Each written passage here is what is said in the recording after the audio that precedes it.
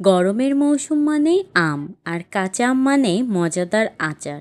আজ আপনাদের সঙ্গে শেয়ার করব ঘরোয়া পদ্ধতিতে সুস্বাদু কাঁচা আমের আচার তৈরির সহজ রেসিপি। এজন্য প্রথমেই কাঁচা আমের খোসা ছাড়িয়ে তারপরে আমগুলোকে নিজেদের পছন্দ মতো করে পিস করে নেব।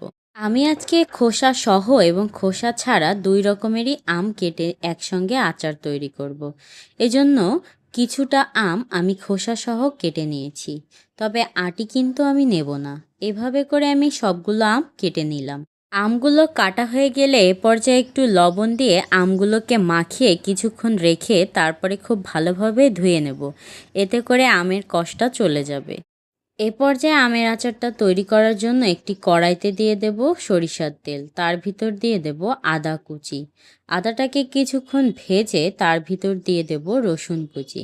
এবার আরও কিছুক্ষণ আদা এবং রসুন ভাজা হয়ে গেলে তার ভিতর দিয়ে দেব সরিষা বাটা, দিয়ে দেব শুকনো ঝাল, তারপরে দিয়ে দেব পাঁচফোড়ন, দিয়ে দেব জিরার গুঁড়া, ধনিয়ার গুঁড়া, দিয়ে দেব গোলমরিচের গুঁড়া, দিয়ে দেব ঝালের গুঁড়া, হলুদের গুঁড়া, দিয়ে দেব চিলি ফ্লেক্স, টেস্টিং সল্ট এবং গরম মশলার গুঁড়া।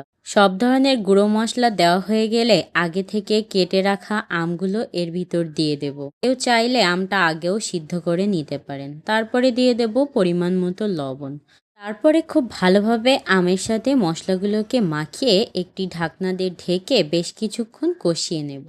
বেশ কিছুক্ষণ কষানো হয়ে গেলে খেয়াল করবেন যে আমগুলো কিন্তু সেদ্ধ হয়ে গেছে। এ পর্যায়ে আমি দিয়ে দেব চিনি।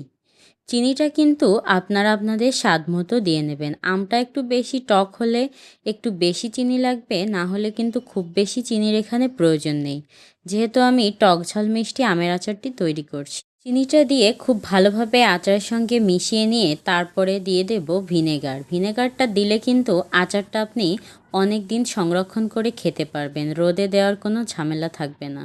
এরপরে সবশেষ দিয়ে দেব পাঁচফোড়নের গুঁড়া, দিয়ে খুব ভালোভাবে আর একটু নাড়িয়ে চাড়িয়ে নিলেই কিন্তু তৈরি হয়ে যাবে আমার মজাদার টক ঝাল মিষ্টি আমের আচার।